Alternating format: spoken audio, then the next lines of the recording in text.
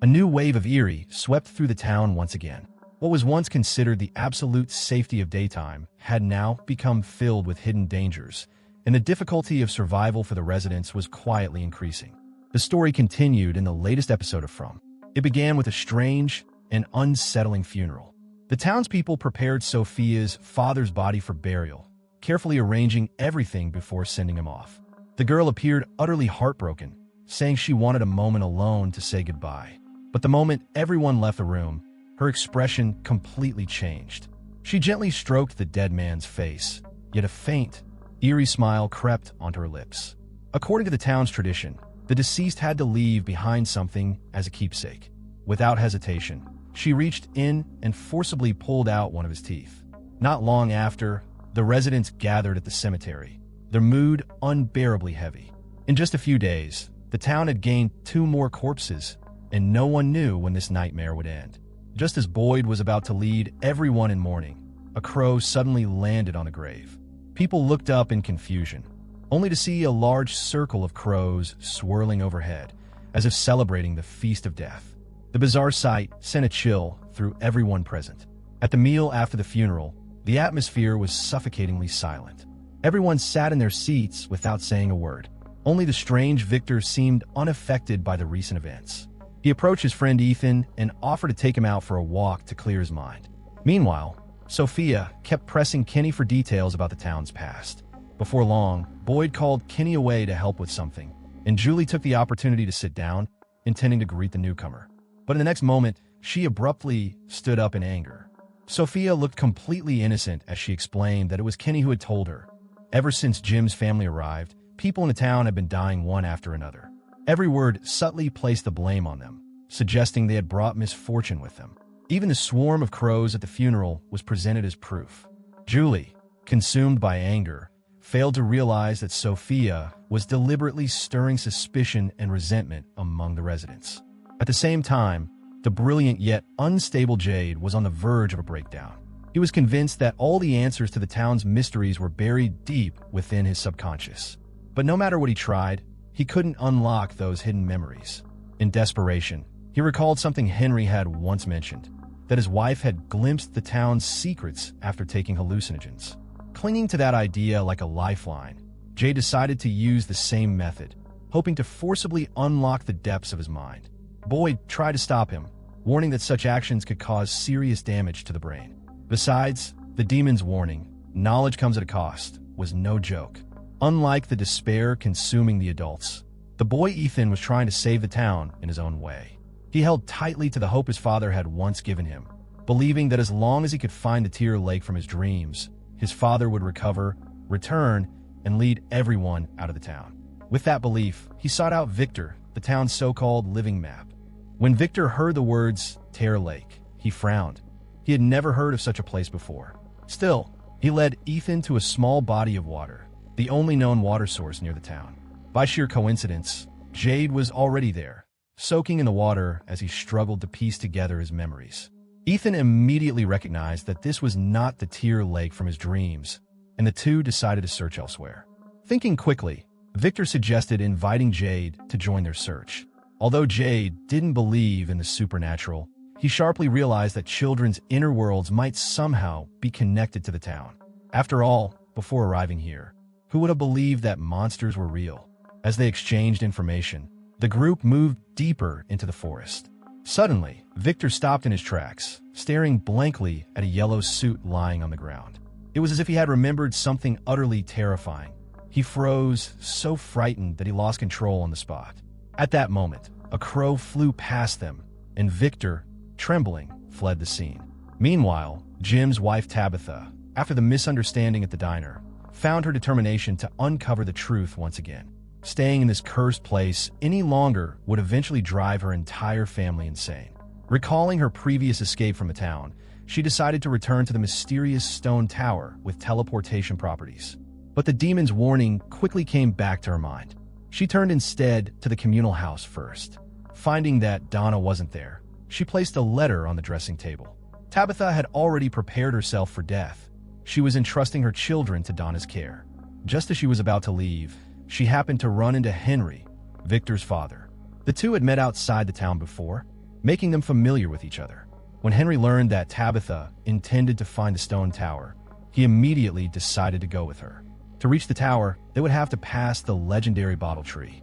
Henry's wife had died searching for that very tree, and he refused to stand by and watch Tabitha walk the same path to her death. The two of them soon found the bottle tree deep in the forest. Henry could no longer hold back his emotions. He rushed forward and stopped Tabitha just as she was about to crawl into the hollow of the tree. Victor had said the tree led to random destinations, and there was no guarantee it would take her to the stone tower. But Tabitha had already made up her mind. Even if it meant death, she was willing to take the risk. Just as the two were locked in a heated argument, a boy in white suddenly appeared out of nowhere. Tabitha immediately recognized him. He was the one who had pushed her off the tower before. She quickly asked whether the bottle tree could take her back to the lighthouse. The boy shook his head, saying it was already too late.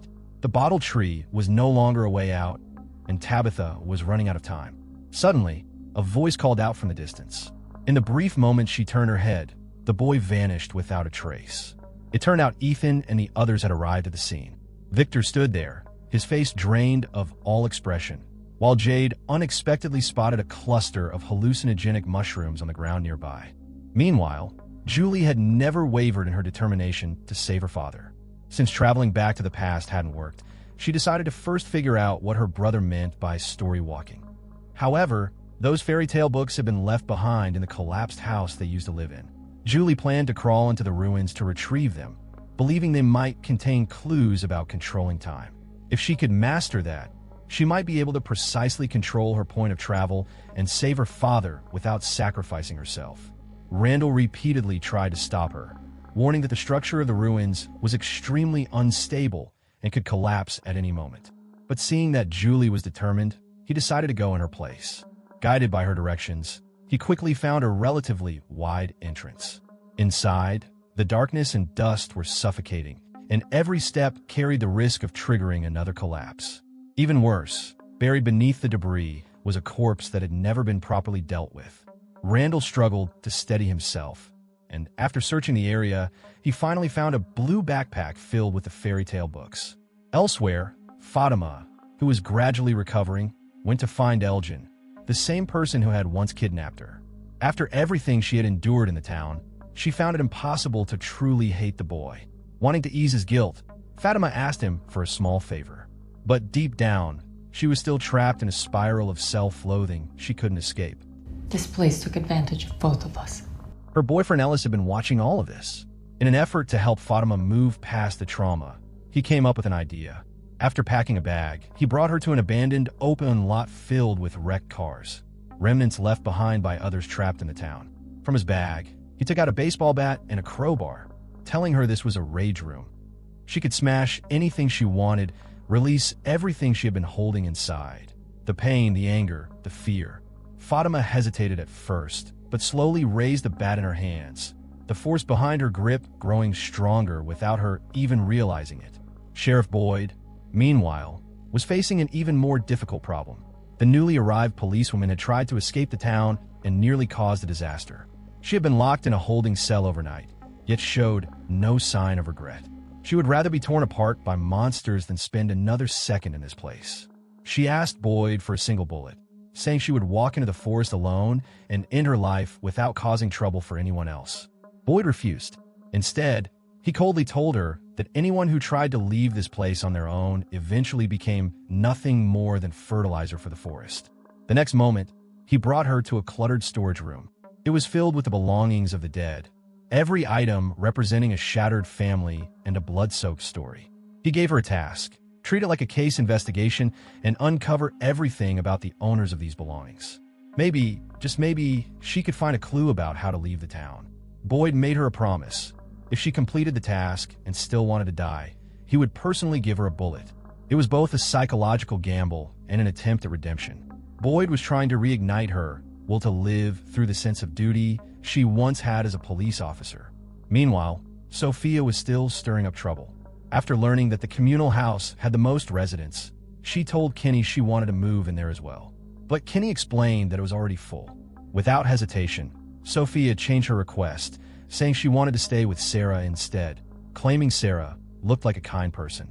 Naive as ever, Kenny couldn't see through her intentions and immediately took her to Sarah's house. When Sarah heard the request, she agreed without hesitation. As night approached, the town temporarily returned to a fragile calm. After venting her emotions, Fatima finally seemed more stable.